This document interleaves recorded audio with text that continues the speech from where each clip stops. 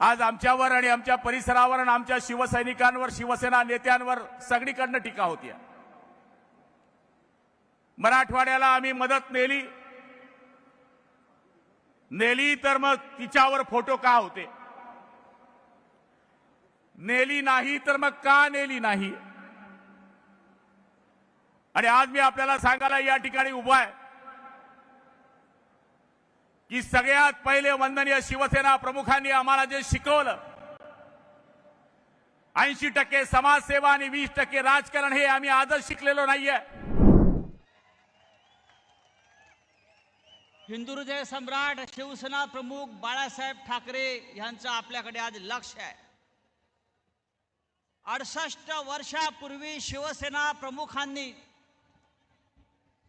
जी ठिणगी टाकली शिवसेनेची, त्याचा हा पेटलेला वणवा मुसळधार पावसात सुद्धा विझू शकत नाही,